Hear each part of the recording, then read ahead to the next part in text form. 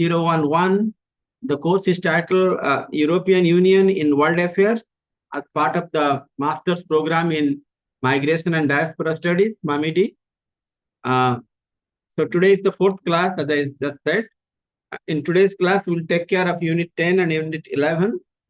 Unit 10 is titled Common Foreign and Security Policy, CFSP, and Unit 11 is titled Enlargement of EU, European Union, how it started with few number of states, and then how it got enlarged at different times, under different situations, different circumstances, and with different outcome and different impact.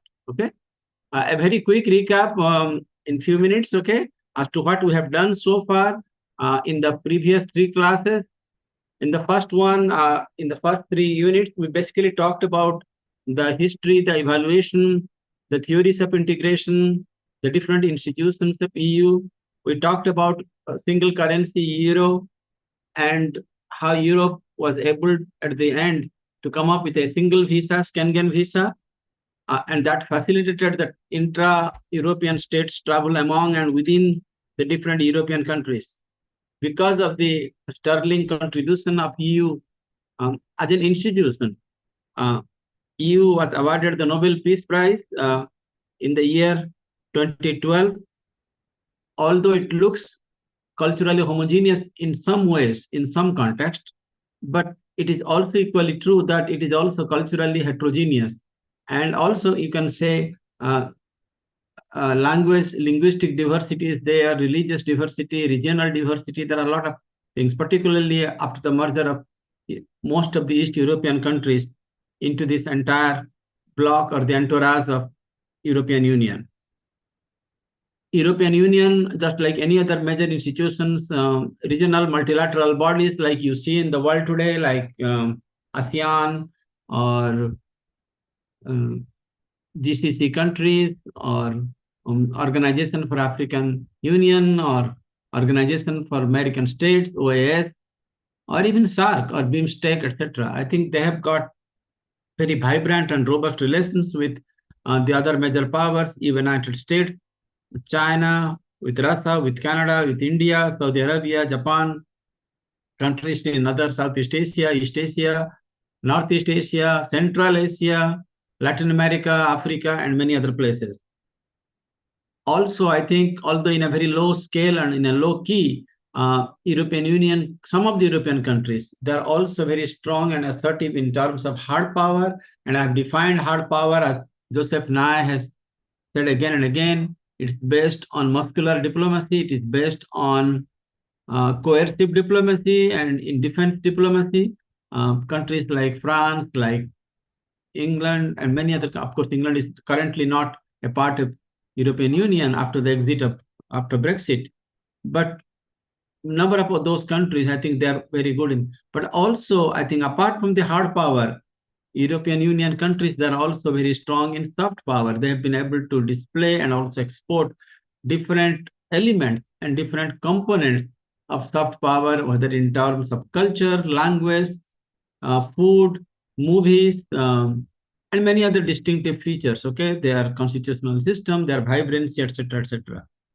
Education also, I think European Union in general, and also certain countries in particular, even small countries. I mean, I have been to countries like Sweden, Denmark, Austria. I think some of their universities are first-rate universities, wonderful universities.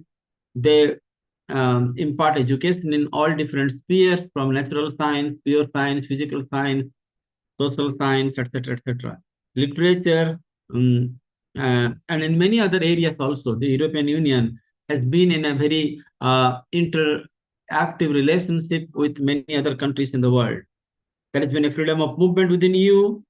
Most of the people are Christians, and majority of them happen to be Catholics, about 45%, 11% about Protestant, and the rest belong to the other religious denominations. There are currently 27 member countries after the extension. In terms of the theories of integration, we talk about federalism, how in a federal polity, just like in India, we have a center and we have states. In Canada, we have a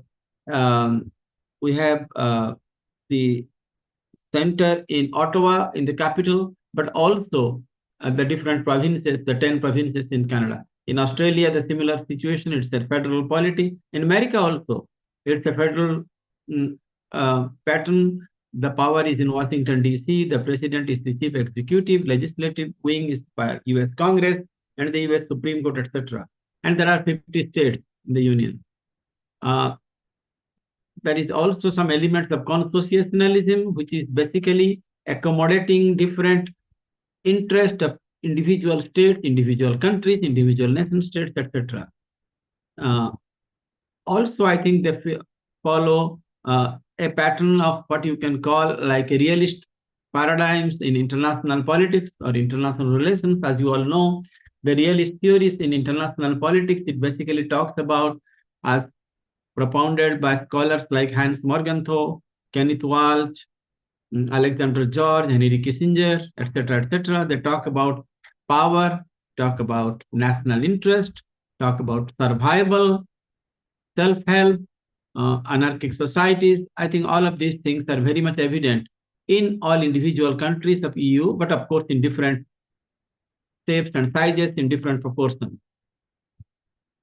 Unit 3, we talk about institutions of EU, European Council, the Council of Ministers, European Commission, European Parliament, and that represents the voice of the people, taking in all the conglomerate group of the European Union, trying to formulate the policies with after a much debate, discussion. Sometimes it is put to vote by first reading, second reading, etc., etc. European Commission, they take some important decisions, whether it is foreign policy, defense, on economy, on currency, etc., etc. The Council of Ministers, they have got number of departments that take care of different issues, whether it is general affairs, economic affairs, justice, home affairs, employment, social policy, consumer affairs, transport, telecommunication, energy, agriculture, youth, education, culture. I think all of the things that you see in any democratic society or any federal polity, whether it is India or Singapore or Japan or Australia, UK, France, etc. I think you see that those things over there. In terms of decision making in the EU, they follow a consultative procedure uh, through a very intense and robust and proactive consultation between European Parliament, Council of European Union, and European Commission. There is an assent procedure under Article 192. Either you accept or reject. Amendment is very, very difficult because it goes through a lot of process. Cooperation procedure, co-decision procedure, basically between European Parliament and European Council. Co-decision means not one single organ can take a decision solo. So I think this has been done primarily to control and to check the what we call is to ensure checks and balance policy. You know, in many countries in the world, including United States or including India, I think we do follow a policy of checks and balance, particularly among the three organs, the tripod of the government. Like for example, in India, we have got executive, right? We have got legislative branches, the parliament. We have also got judiciary. At the top, at the apex, you have got Supreme Court. Okay? So there is this balance. Okay, nobody tries to traverse the path. Okay, if anybody does that, the other organ of the government tries to put some cap, tries to put some caveat on those policies. So that is a qualitative majorities, qualified majority. So basically, there is a particular number that has been set. Initially, it was 232 out of 321. Later on, after 2007, the member needed is 255 out of 345. These 345 members are taken from all European Union countries. Double majority. So not only you need to have a majority in the European Parliament, but you also need to have a majority in the European Council. And also the majority of the population got to approve a particular measure or not approve. I think that's very, very important. There are also certain things which are also require unanimity, meaning there has to be consensus. And issues like culture, issues like recognition of diplomats, issues like social security, issues related to migrant workers, etc. These are the kind of things, these are the kind of issues that require unanimity among all the member states. Okay, so this is tough, but this is doable.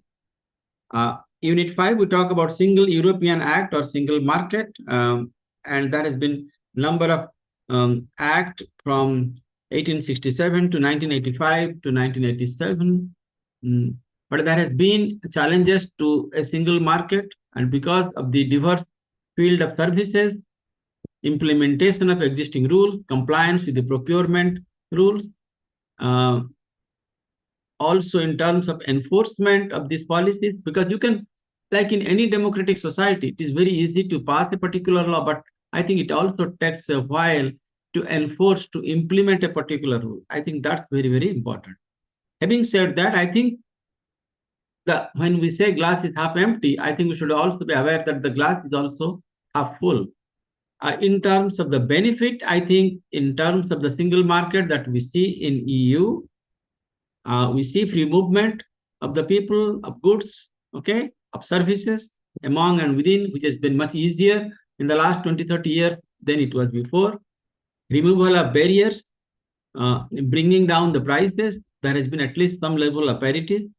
Less airfare, mobility in groups, enhanced competition with other non-EU markets, because competition enhances the quality and other products as well.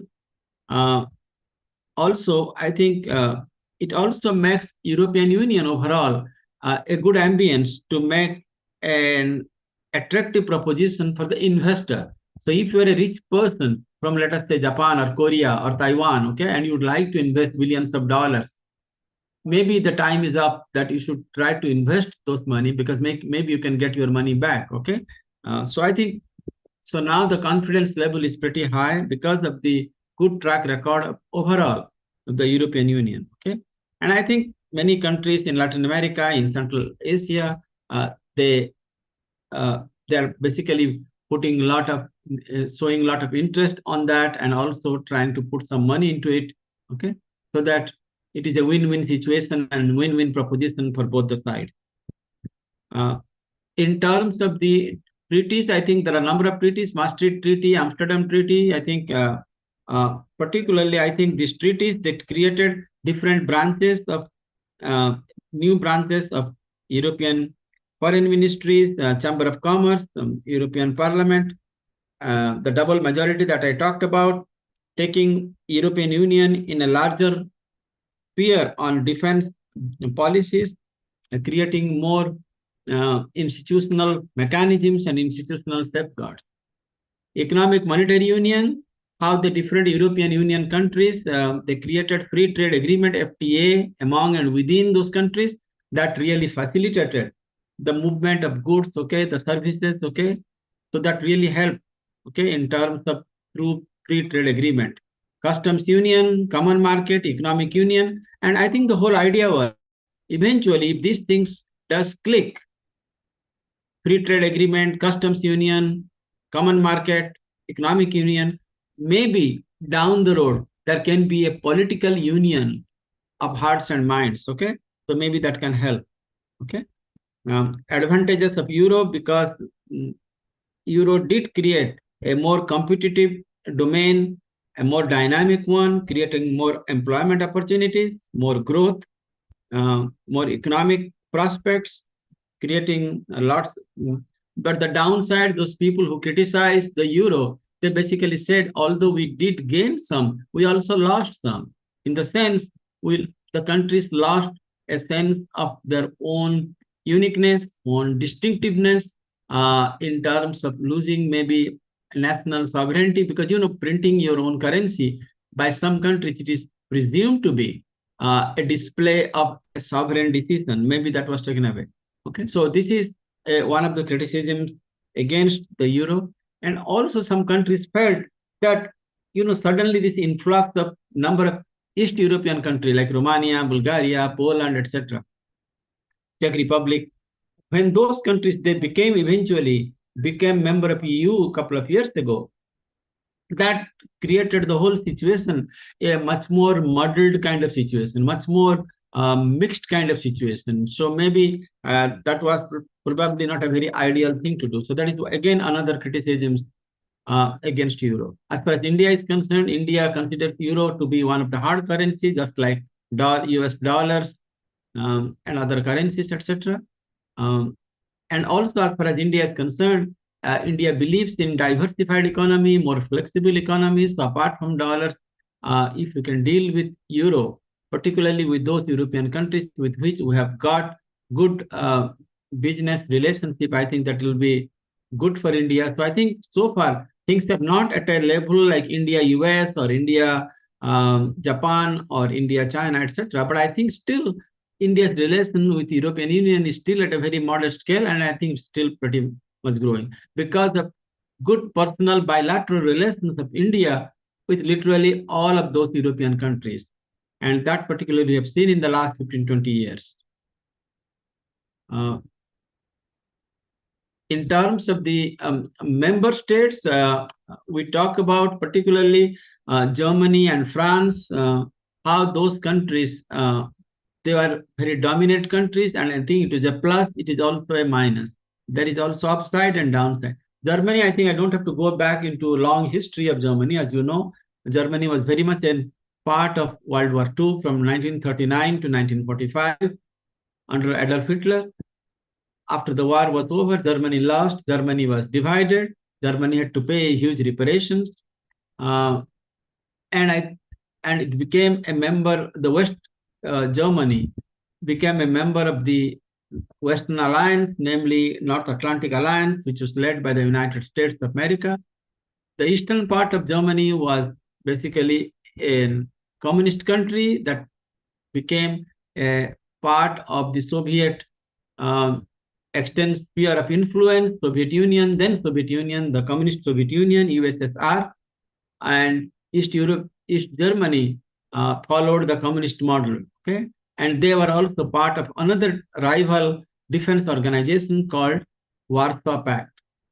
That continued for quite a long time till the almost till the end of the Cold War, till 1989 till 1990. So this 45-year period, 1945 to 1990, this was the Cold War period in which West Germany and East Germany, Germany was divided. At the end of the war, Germany got reunified. It took a couple of years for both the countries to integrate completely in all different aspects. It took a while because in many areas, and I've been to before the um, during the Cold War and after the Cold War, and I have seen the big divide, the big divergence in terms of socioeconomic development, in terms of the cultural things, etc., between the eastern part of Germany and western part. And it took a while for the unified German government to to make Germany as one single codified body. I think a lot of thanks goes to the leader, the Chancellor Helmut Kohl, who was very much hell bent on creating an European body, a homogeneous body, which can not only make Germany strong, but also can make a Europe a power to reckon with. So that's the whole story about Germany.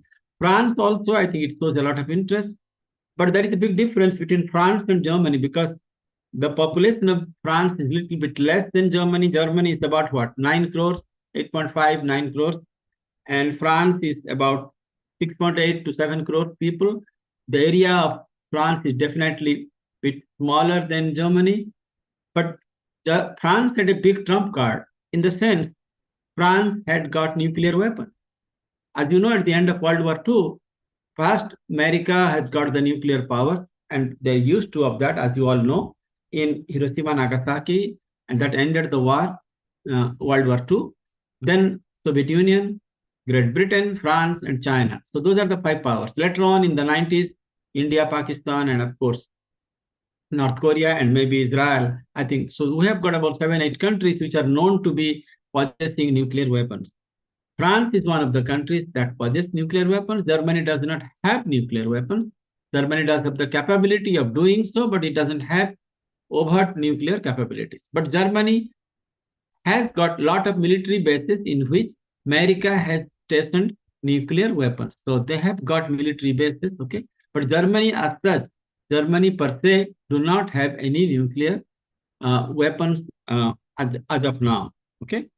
But what remains, what happens 5 years from now, 10 years from now, with that we don't know. A lot of people, I was reading the other day in a newspaper that maybe uh, under Trump administration, particularly the current Trump administration, Trump too, who knows, in a couple of years' time, there may be more nuclear power. So that is again another issue that we need to discuss about, we need to talk about, that can have important impact, important ramifications if Germany becomes nuclear, if Japan becomes nuclear, if South Korea becomes nuclear, what happens? What happens to nuclear proliferation?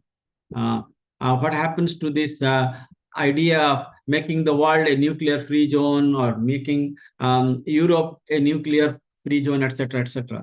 So anyway, that's a different story that we need to discuss about. Okay, so these are the things, uh, and the last one on the unit 9 that we discussed in the last class, we talk about common agricultural policy. Somebody asked me a question on that one. So how the common agricultural policy, they tried to create an uniformity in terms of agricultural productivity to ensure a fair standard of living, to stabilize agricultural markets, so that the food supply can move very freely between one country A to B to C to D, etc., etc.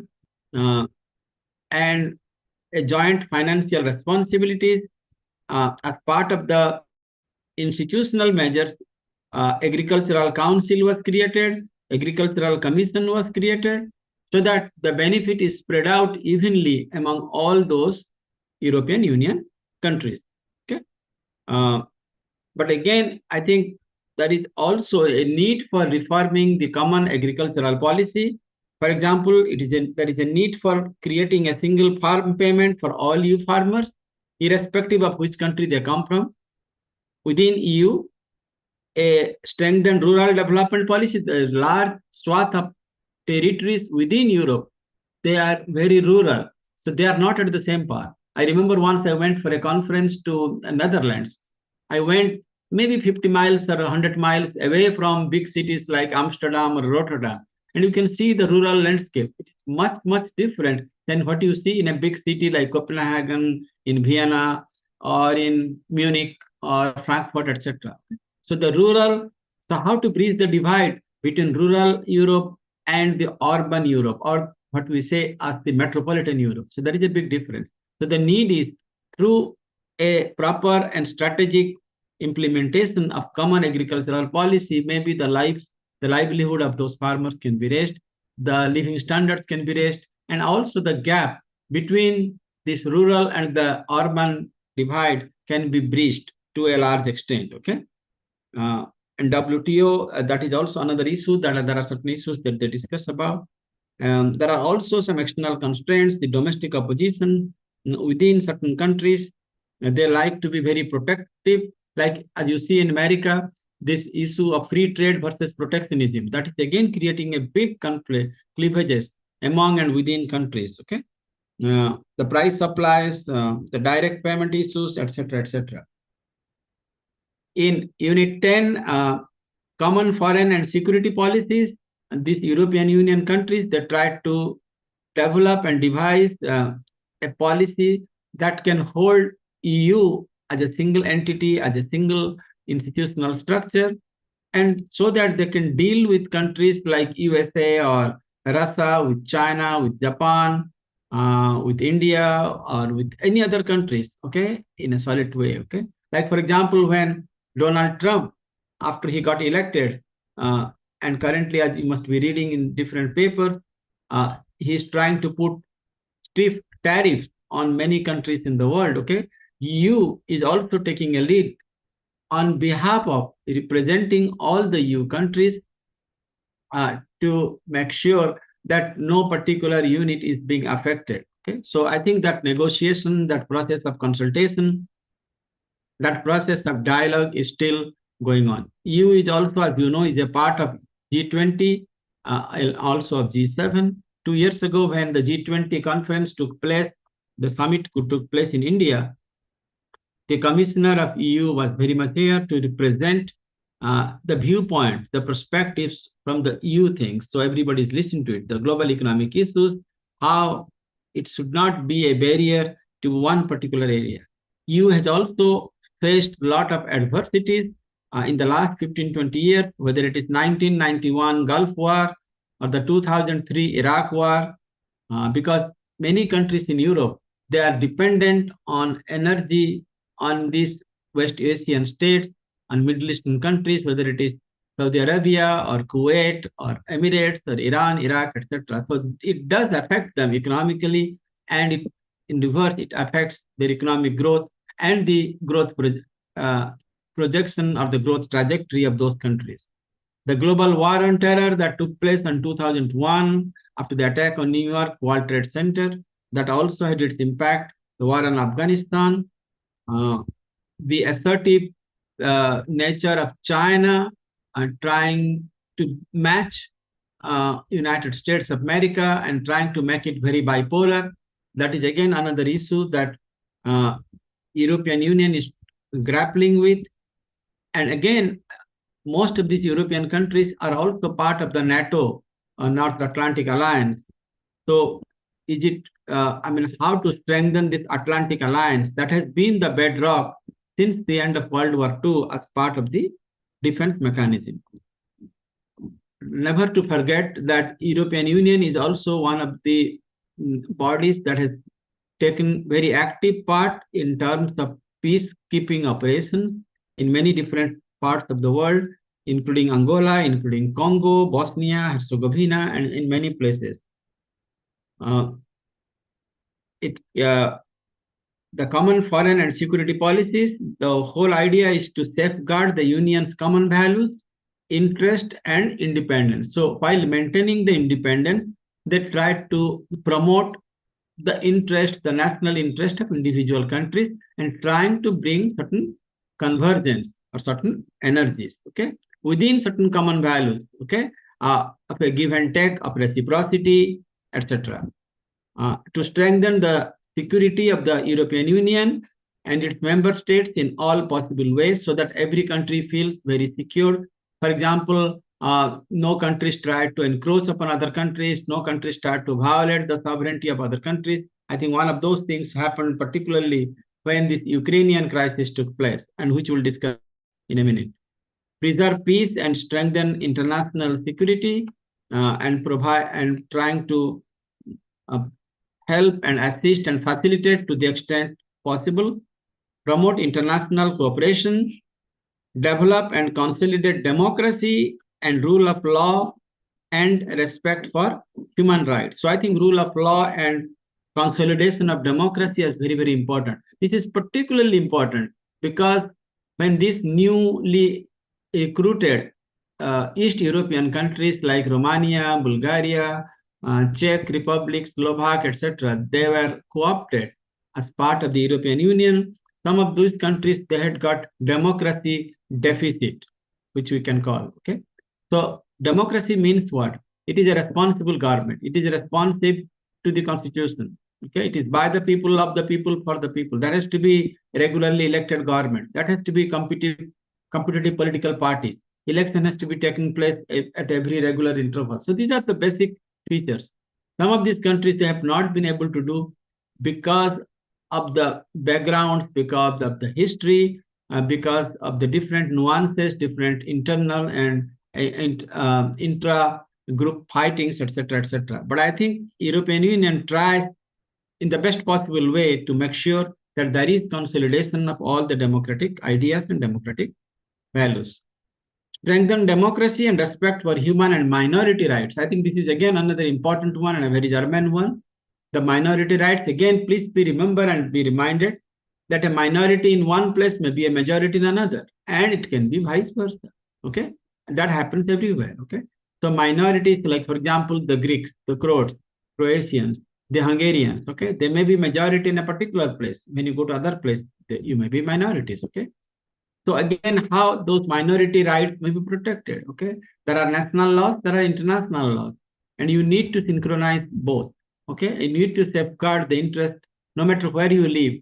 Even though you are a minority of one, that minority rights must be preserved. The racial rights, that is good. The religious rights, okay? And you can take note of all those aspects, okay? And how European Union is trying to help and make sure and safeguard those areas. Okay. Uh, Enquire regional cooperation and encourage regional cooperation, contribute to the prevention and settlement of disputes, just like the United Nations at a global level. The whole idea is to prevent any escalation or any conflict. Okay, so European Union, if there is any interstate rivalry or interstate turf battle within and among these European Union states, it is incumbent upon EU to make sure that those conflicts be abated, those conflict situations may be best avoided. Contribute to more effective international coordination if there is an emergency situation, strengthen international cooperation to fight against arms proliferation, terrorism, trafficking in illicit drugs. I think these are also very, very important issues in individual countries of European Union, because certain countries and certain elements, they profit a lot through these illicit means, through arms proliferation, through inserting in terrorist activities of different types and different sorts, and also trafficking in illicit drugs. And also, I think one of the final goal of the common foreign and security policies has been to initiate and to usher in good governance, okay, as opposed to bad governance. I think that's very, very important. I think for the most part, I would say European Union will and should get a good high mark, but that nevertheless, there are challenges, there are obstacles, there are impediments, and they are trying in good faith to overcome those challenges, those impediments, those obstacles. So I think over a period of time, we'll see, if not in the short term, but at least I think in the medium term to the long term, let us say 10 years to 15 years or 20 years, I think we'll see some of these issues or some of these areas of concern may be addressed in a very reasonable way to the satisfaction of all those individual EU countries.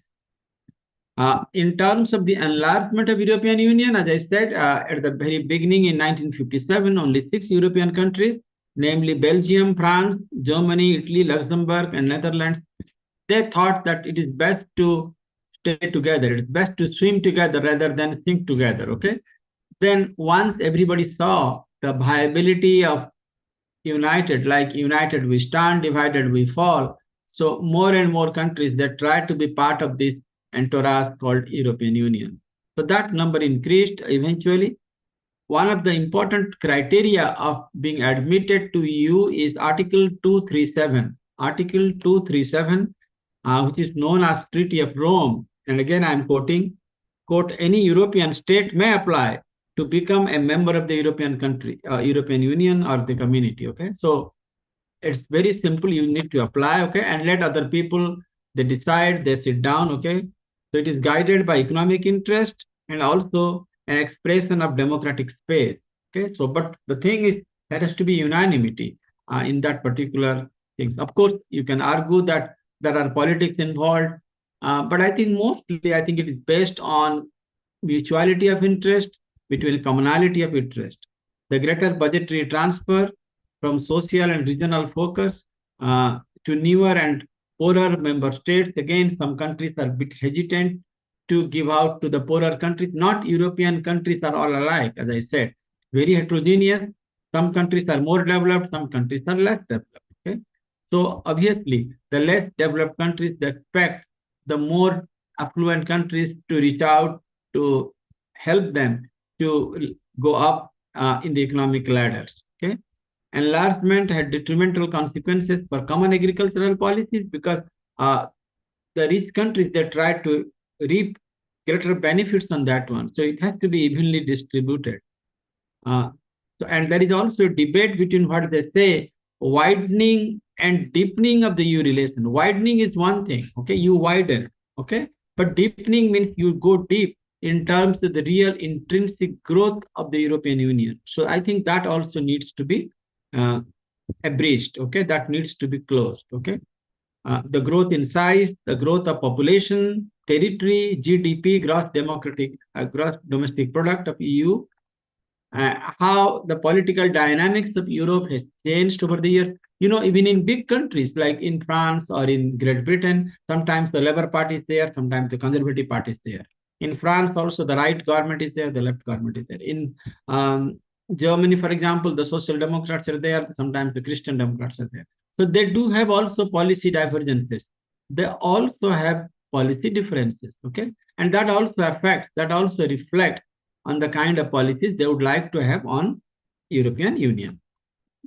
Enlargement leads to greater diversity and heterogeneity, and you can argue that diversity is good, but somebody else can argue that diversity is not good.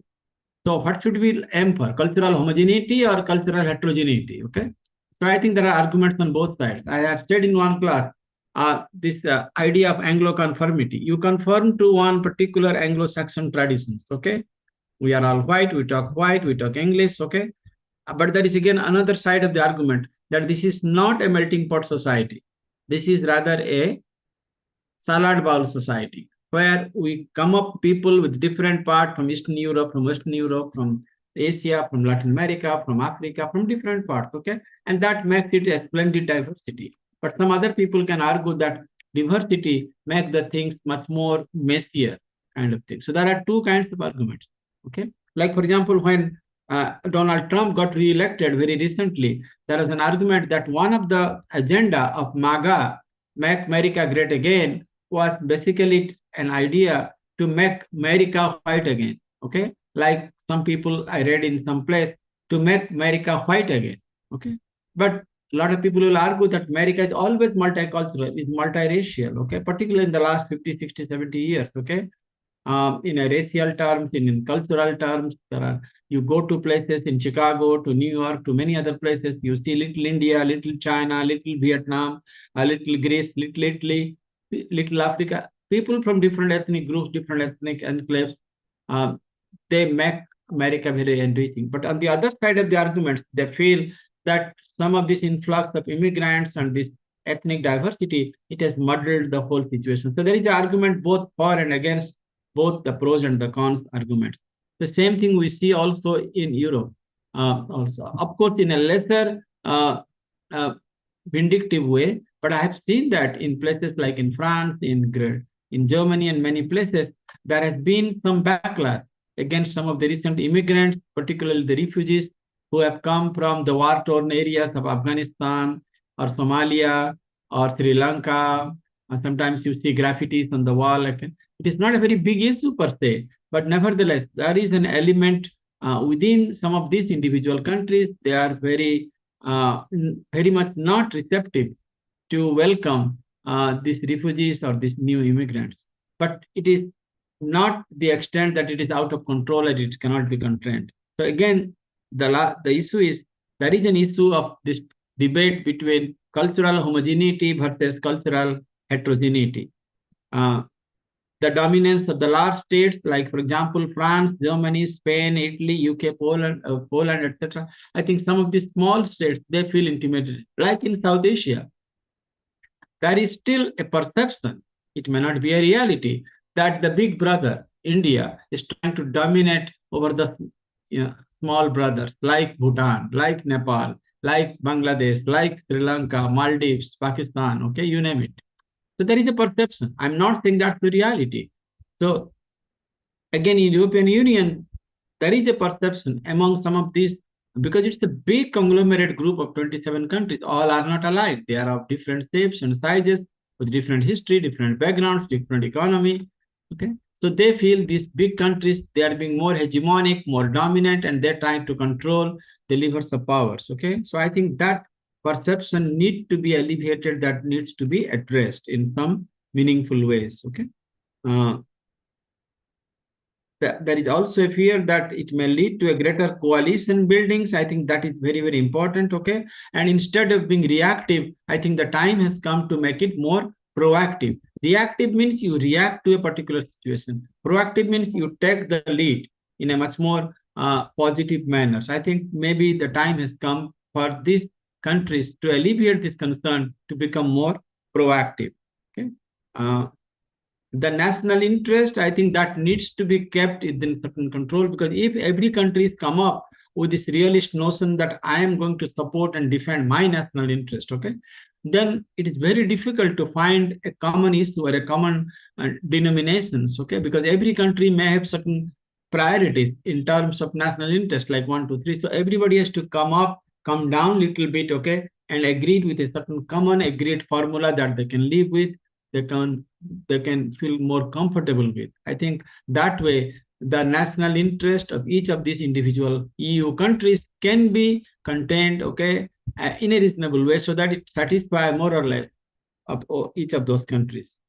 Uh, Issue of commons, issue of external borders. There are some border issues again among and within these countries, and that will even those countries which has been like for example today you read Donald Trump. He's still saying that Canada should be a part of US. Okay, Canada should be a 51st state of United States. Okay, somebody tomorrow can say, well, Mexico should take over California and Texas. Okay, maybe Russia should take over Alaska, or maybe France should buy back Louisiana.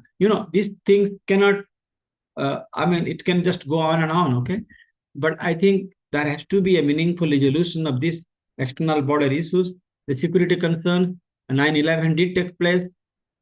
The whole world is not a very safe place. So I think each of these European Union countries, they need to sit together and to find out that issues related to terrorism, narco-terrorism, cyber terrorism, and many different forms of terrorism do not take place. Okay, uh, and also I think some of the new states would like to become member. I think the states need to sit down, like Belarus, Moldova, Ukraine, etc., whether it should take them or not. I think there needs to be a bigger debate, more feisty debate.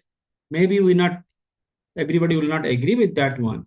Okay, you need to discuss about the internal determinants, the internal constraints, as well as the external determinants and the uh, uh, external constraints and what happens to that one. I think there are challenges and disadvantages, okay, but I think those some of those challenges can also be overcome with sagacity, with a sense of maturity. And the challenges are many. I think there has been considerable increase in the budget expenditure. I mean, who is going to pay the money?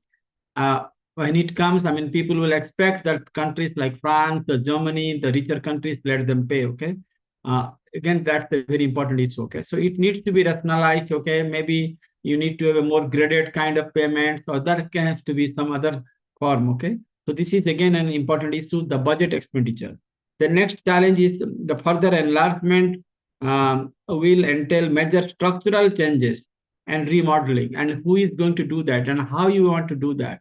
It's very easy thing to talk about it, but it's also very difficult to do it in a meaningful way, okay, within a reasonable period of time. You will be more heterogeneous, and how you maintain this heterogeneity without the detriment of each individual countries. Okay, the bureaucracy of each of these European Union is different. Bureaucracy is a very complex phenomenon, and you need to deal with it. The red tapeism and different elements of the bureaucracy. The cultural identity of the different people, the ethnic groups, I think that also needs to be protected. That is again another challenge these EU countries they face, the cultural identities. The migration concerns, the people who migrate from one place to another, okay, what kind of effect it does in terms of social impact, economic impact, cultural impact, and other impacts, okay, and how you deal with it. The economic challenges, the increased competitions, uh, among and within European nations. Okay, and although it is EU, but again, individual countries are responsible for their own economic welfare and welfare of their own people, own citizens. So how you maintain the competition at the same time, also you do not dilute the welfare of your own people. The high levels of immigration that takes place in EU countries, that is again an issue of challenge. I think that's the good and bad in the sense, good in the sense the people you get talented people from other places, and maybe the downside is the native people they may have some resentment, okay, uh, against these new immigrants. Okay, that can create envy, that can create jealousy, etc., etc. This high level of immigration, cultural homogeneity. I talked about linguistic diversity. I mean, how you deal with these different kinds of linguistic immigrant people who migrate to different places. Is it possible to create a common playgrounds of in terms of linguistic homogeneity, etc., or you can create like you saw in France, in Canada, just with two languages, English and French. They've got so much problem. Okay, Quebec doesn't want to listen to it. Ontario doesn't want to listen to it. So in European Union, we have got so many languages. I mean, how you create a more cohesive arrangements among all those linguistic diversity, the geopolitical considerations, how they want to deal with each of these countries with, for example, let us say with Russia. Just giving an example. Some countries would like to make a deal with Putin. Some countries may not be very comfortable dealing with Putin. Some countries may like Zelensky of Ukraine. Some countries may not like to deal with Zelensky. Okay. Uh, so I think how you create a more common platform to deal with that one. And the budget issue, the NATO, if NATO is going to be expanded, will the ipso facto all the EU countries will become a part of the NATO? And again, the money part will be there. You saw Trump too. He's not willing to put any money to the NATO things. He says it is your baby. You take care of NATO. You pay for it. You do arsenal things. If you want to help Ukraine, go ahead and you do it. In future, if there is going to be conflict, you NATO people, you do it. Okay. So I mean, how you do that? Okay, talking is one thing, but implementing in the real thing, I think it's very, very difficult. And again, the admission of the new countries like Ukraine, Moldova, Georgia, Montenegro, Serbia, North Macedonia, Albania, that is again, I think is big issue. Some countries they support Ukraine's accession to NATO. Some countries they're afraid of Trump too, and also Putin. Some countries they don't want to take you. You know, those are the kind of issues that are very ticklish issues, but that needs to be talked about, discussed also. Turkey's accession is on hand. Turkey is a very interesting case. Turkey is a part of NATO, uh, but again, Turkey is not a part of EU, okay? But Turkey would very much like to be. But again, there is some misgivings about Turkey, okay? You know, some of these ticklish issues are still there, but I don't think this is something way out of line, okay? These are the things that needs much more deliberation, much more discussion. And I think over a period of time, my own hunch is probably we can come up to some acceptable solution. Maybe slowly and surely we can take at least some of these countries into fold. If not Ukraine, maybe Moldova, maybe Georgia, maybe Albania, Serbia, etc., etc. So I think I'm not being very pessimistic, but at the same time, I think I'm being very realistic and also very pragmatic about the future of EU. I think EU has played overall a very important role, just like the United Nations. Some people may say that it is time to fold up the UN, but my counter argument is, I mean, what do you get when you fold up this a big organization like you did League of Nations, okay? But again, you created United Nations, the same thing. Today, at least there is a body called EU. It is consisting, there is heterogeneity, there are problems, there are issues, there are challenges. But I think it is better to talk and discuss and have dialogue than not to have dialogue, not to have discussion. So that's the way I look at it. I think I'm basically, to use a medical term, I'm cautiously optimistic about the prognosis about the future of EU. Okay? So I think that's all that I have to say today. Again, thank you very much. Quickly, can I have any one or two questions or any comments quickly? Sir, Yes. so my request is, as in the last lecture, we studied that India and Australia and many other countries are eager to have a trade relations with European Union. Yes. Why United Kingdom left EU? Why? Why? Why United Kingdom Mhm. left European Union? Yes, I think again, as I said, there is a lot of heterogeneity. There is a lot of divergence of opinions. I think there is an opinion polls, okay, and I think people felt that we are better off without European Union, okay. You know, in each of these individual countries, okay, there are people both for and against, okay, and you need to take a decisions, okay. So maybe I think yes, I think your point is well taken. Today, I think they are out of EU, okay, but who knows? After a new government is formed, couple of downs the road, okay, they may decide to again re-enter EU. Maybe with some give and take, with some reciprocity. Maybe there was some misunderstanding. Maybe there was some miscommunication. So it is possible. So I'm not saying this is all doom and gloom, this is all end of the road, this is all end of the world, things like that. Okay, so things can happen. Okay, but yes, today through a democratic process, if the people do not like it, okay, majority people, in a democracy, you have to accept with a lot of things we don't like it, like in a school election, like in anybody. Okay, I don't like many things. Okay, but you have to go with the majority. That's the way the system works. Okay, so I think today UK may not be a part of EU in terms of the constitutional provisions, but tomorrow, after a couple of years, it may. Okay, so we'll see. I think it remains to be seen. Thank you, sir. Got it, please. Thank you so much. So thank you. All right. Anything else? Yes, sir. Yes, Domingo. Yes, go ahead. Yes. So when we see UA is the US. most EU, I mean, Yeah, you. yeah, Yes. is the most of the best common policy in the world. Currencies, visas. When you got visa for Portugal, you can go anywhere in the EU. Yeah. Currency also is one currency, all EU. But Mm-hmm. my question is, why is so difficult for the another region like Africa, Asia to got one currency? What's the problem in the another region to got one currency? Yeah, I think I don't know. I mean, that's a very good question. Thank you, Domingo, for asking me this question. I think my answer, quick question will be: I think part of it is policy matters. Part of it is also ego and also kind of nationalistic kind of things. Okay, like my currency is better than yours. Okay, my house is better than your house. My car is better than yours. My economy is better than your economy. Okay, so I think sometimes the ego plays a role. Okay, I just give you in a parallel way. This may not answer your question. Remember the BRICS country. Brazil, Russia, India, China, etc. They wanted to develop a currency of their own. Okay, when Trump came, he was very angry with that because he wanted the dominance of American dollars. Okay, he said dollar will be number one, number two, number three. Okay, so I think this is, you can say, it's much more jingoistic, much more egoistic kind of things. Okay, so I think within Africa or within even in SARC, I have always argued that in SARC, South Asian Association of Regional Cooperation, we are hardly what, seven, eight, nine countries. Okay, if you include Afghanistan, and I mean, it sounds very silly. If I need to go to Bhutan, yeah, I need to go to Sri Lanka or Bangladesh, just across, I can literally walk there. Okay, I need a visa. I need to exchange my currency notes. Okay, why can't we have a one single currency?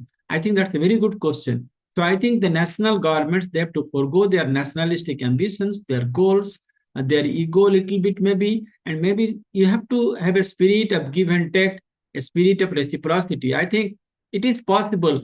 Maybe it will take 3 years, 5 years, 10 years. In Europe, you saw it took long, long time. I mean, Europe was created long time ago. I mean, if you count it from World War II, 1945, and this euro was created hardly what, 95, 96, 97. Okay.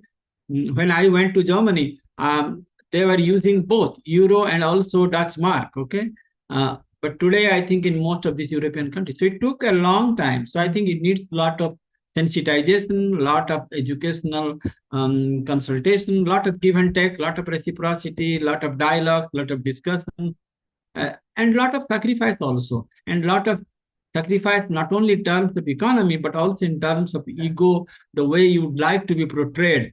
I think it is possible, but I think it will take some time. Maybe it will take longer time than what Europe did. That took about 45, 50 years. Maybe in Africa or in Asia, Latin America, maybe it will take less. But I'm a little bit optimistic on that one, but it is not going to happen tomorrow or in a year or two. It will take some time. Got it, sir. Sure. Thank you very much. Thank you. So I think today's class is over. Thank you very much for joining my class. So thank you very much. We'll see you next week. Thank you. I think.